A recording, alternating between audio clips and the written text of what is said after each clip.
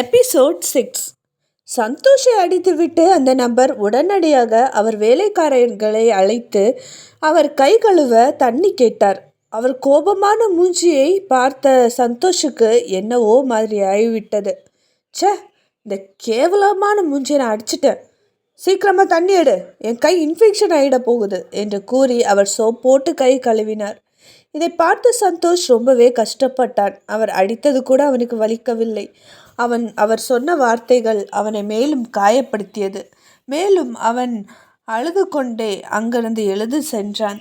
ஆனால் அவன் மிகவும் பெரியவர், இதை பற்றியெல்லாம் நம்மால் கண்டு கொள்ளக்கூடாது என்று தனக்குத்தானே சமாதானப்படுத்தி அவன் மறுபடியும் கிச்சனில் இருக்கும் வேலைகளை பார்க்க ஆரம்பித்தான். சந்தோஷ் இப்படியே கிச்சனில் வேலை பார்த்து கொண்டிருக்கும்போது தேவா அப்பா என்று அழைத்து ஓடி போய் கட்டிப்பிடிக்கும் சத்தங்கள், பேசிக்கொண்டிருக்கும் சத்தங்கள் எல்லாம் கேட்டது. சந்தோஷ் கிச்சனிலிருந்து எட்டி பார்த்தான். அப்போது அவனுக்கு மிகப்பெரிய ஷாக் ஆனது. மறுபுறம் ஜனனி ரொம்ப சந்தோஷமாக கடலை சாப்பிட்டு கொண்டிருந்தாள். அப்போது திடீரென்று பின்னாடியிலிருந்து அவள் காதை பிடித்து இழுத்து கொண்டே, ஏய் வாலு, எனக்கு நல்லாவே தெரியும், நீ தான் அபிஷேக் கிட்ட ஏதோ சொல்லியிருக்க. என்ன சொன்ன? 2 நிமிஷம் தான் பேசியிருப்பீங்க, அதுக்குள்ள அவன் எப்படி ஓடுனான்? அப்படி என்னதாம்மா சொன்ன என்று சந்தோஷின் அம்மா கேட்க, இதை கேட்ட ஜனனி சிரித்து கொண்டே, அம்மா, நான் உண்மையை சொன்னேன், அவ பதறி அடிச்சு ஓடியே போயிட்டா. எப்படி? அதுதான் ஜனனி என்று கூறிக்கொண்டே, இங்கே பாரு மம்மி, இந்த ஃபாரின் மாப்பிள்ளை அவன் மட்டும் இல்லை, அந்த தேவ தூதரே வந்து கண் முன்னாடி நிறுத்தி இவனை கட்டிக்கணும்னு சொன்னாலும் நான் அவங்கள கட்டிக்க மாட்டேன். இப்படி தான் நான் ஓட விடுவேன். எனக்கு நீ தான் மாமியார், நான் தான் உனக்கு மருமக. அதை தவிர வேறு யாரும் உரிமை எடுக்க முடியாது. புரியுதா மம்மி உனக்கு என்று கூறினார். மறுபுறம் சந்தோஷ் அங்கே பார்க்கும்போது தேவாவின் அப்பா அது வேறு யாரும் இல்லை, சந்தோஷை அடித்து அவமானப்படுத்திய அதே நபர்தான் தேவாவின் அப்பா. தேவகியும் தன் கணவரை பார்த்த சந்தோஷத்தில் ஓடிப்போய் கட்டி அணைத்து கொண்டாள்.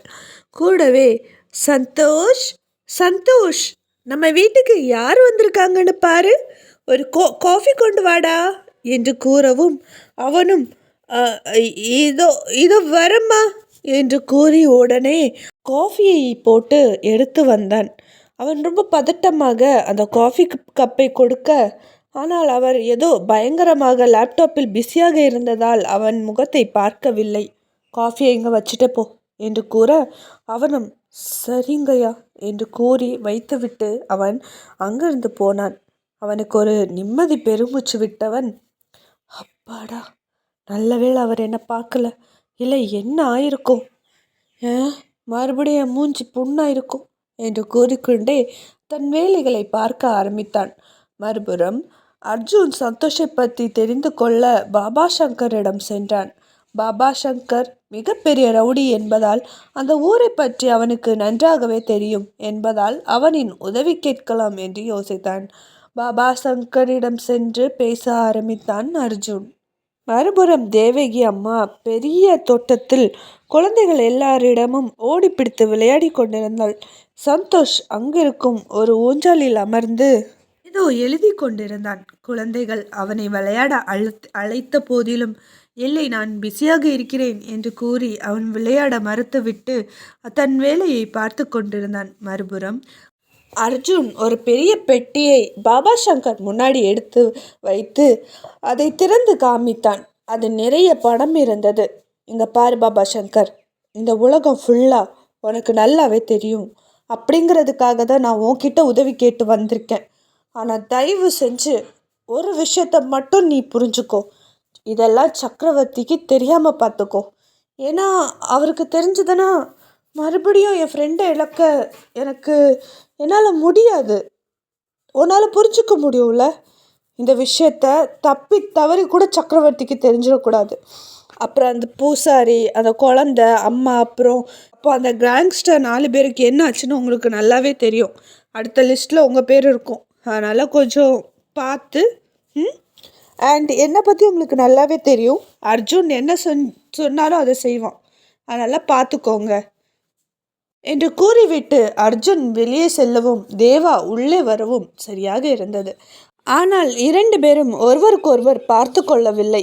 அன்று இரவு 1 மணி இருக்கும். அந்த டைமில் சக்கரவர்த்தினால் தூங்க முடியாமல் திடீரென்று அவர் எழுந்தார். அவருக்கு தண்ணி தாகம் எடுக்க பக்கத்தில் இருக்கும் தண்ணி ஜாரை பார்த்தார். ஆனால் அதில் தண்ணி இல்லை என்பதால் கிச்சனுக்கு சென்று தண்ணி குடிக்கலாம் என்று கூறி அவர் ஃப்ரிட்ஜின் அருகில் செல்லவும் அவர் பின்னாடி ஏதோ ஒன்று ஓடியது போல் அவருக்கு தோன்றியது. திரும்பி பார்த்தார். அங்கே எதுவும் இல்லை. சரி என்று கூறி திருப்பியும் பார்க்க அவர் முன்னாடி சந்தோஷ் நின்று கொண்டிருந்தான். அவனை பார்த்து பயந்து போன சக்கரவர்த்தி என்று கத்திக்கொண்டே அவர் பார்த்தார். 1 நிமிடம் கண்ணு மூடி திறந்த போது அங்கே சந்தோஷ் இல்லை. சக்கரவர்த்திக்கு 1 நிமிடம் உயிரே போய்விட்டது. இங்கே என்ன நடக்கிறது என்று அவருக்கு புரியவில்லை. அவர் தன் ரூமுக்கு செல்ல மாடிப்படி ஏறும்போது சந்தோஷ் அங்கே அமர்ந்திருந்தான். சக்கரவர்த்திக்கு எதுவும் புரியவில்லை. அவன் ரொம்ப பயந்து போகி பின்னாடி செல்ல சந்தோஷ் திடீரென்று சக்கரவர்த்தியின் கழுத்தை பிடித்து, நீ அநியாயமாக கொன்னுட்டல்ல, என் கனவு லட்சியம் எல்லாத்தையும் உடைச்சிட்டல்ல, உன்னை நான் விடமாட்டேன் சக்கரவர்த்தி, என்னை கொன்னுட்டு நீ சந்தோஷமாக வாழ்ந்துட்டுருக்க, இனிமேல் இந்த சந்தோஷம் உனக்கு இருக்காது சக்கரவர்த்தி என்று கூறி கழுத்தை நெருக்க ஆரம்பித்தான். சந்தோஷ் என்னை விட்டுடு, நான் எதுவும் பண்ணல, தயவு செஞ்சு என்னை விட்டுரு, நான் செஞ்சது தப்பு தான், நான் உன்கிட்ட மன்னிப்பு கேட்குறேன், விட்டுடு என்று அவர் கெஞ்ச ஆரம்பித்தார். எது, உன்னை விட்டுடணுமா? நீ எனக்கு செஞ்சதெல்லாம் உனக்கு ஞாபகம் இருக்கா சக்கரவர்த்தி? நான் உன்கிட்ட இப்படி தானே கெஞ்சினேன். ஆனால் நீ என்ன பண்ண? என்னை பாவம் பார்த்தியா? எல்லார் முன்னாடியும் இந்த ஊர் மக்கள் முன்னாடி பயங்கரமாக அடித்து என்னை அவமானப்படுத்தி உயிரோடு கொளுத்தி கொன்னியே. அப்போ எங்கே போச்சு இந்த பயம்? எங்கே போச்சு இந்த மன்னிப்பு? எந்த தப்பு செய்யாத என்ன நீ கொன்று என் குடும்பத்துக்கிட்ட இருந்து பிரிச்சுட்டல. ஆனால் ஒன்று நான் சந்தோஷமாக இருக்க விட மாட்டேன். சரி, என்னை நீ உயிரோட எரிச்சிட்டு அப்படியே விட்டுருந்தா கூட நான் உன்னை கொஞ்சமாச்சும் மன்னிச்சிருப்பேன். ஆனால் நீ என்ன பண்ண? என்னை உயிரோட எரிச்ச காயத்திலேயே உப்பு மிளகா தூவி என்னை கொடுமைப்படுத்தின இல்லை, அந்த வலி எப்படி இருக்கும்னு உனக்கு நான் காட்ட வேண்டாமா சக்கரவர்த்தி? அவ்வளோவாடா நீ பண்ணுன? உன்கிட்டேருந்து நான் பயந்து ஓட முடியாமல் ஓடும்போது என் காலை ஷூட் பண்ணி லாரி விட்டு ஏற்றி என்னை எப்படி கொன்ன? ஒன்றை நான் அவ்வளோ சுலபமாக மன்னிச்சிடுவேன சக்கரவர்த்தி. ஆனால் என் குடும்பத்துக்கிட்டேருந்து நீ என்னை பிரிச்சுட்ட. ஆனால் நான் ஒன்று உன் குடும்பத்துக்கிட்டேருந்து பிரிக்க மாட்டேன். நீ உயிரோட தான் இருப்ப. ஆனால் கை கால் இல்லாமல் புணமாக இருப்ப சக்கரவர்த்தி என்று கூறி அவன் கழுத்தை ரொம்ப இறுக்கி கொண்டே சந்தோஷ் பயங்கரமாக சிரிக்க ஆரம்பித்தான்.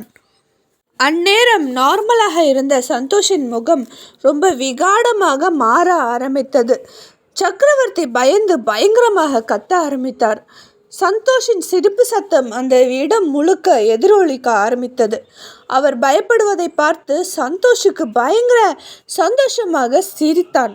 சக்கரவர்த்தி கத்துவதையும் அவர் போராடுவதும் பார்த்து ரசித்து சிரிக்க ஆரம்பித்தான் சந்தோஷ் ரொம்ப சாதுவான ஒரு பையன், ரொம்ப நல்லவன், பிறருக்கு உதவி செய்து துன்பங்களில் தோள் கொடுப்பவன்.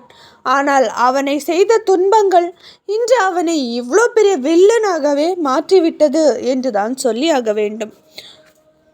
ஒரு சாதுவான நல்லவனை ராட்சசனாக பார்க்க சக்கரவர்த்தியின் கண்கள் பயத்து சிவந்து போய் அப்படியே அவர் மயங்கி வீழ்ந்தார்.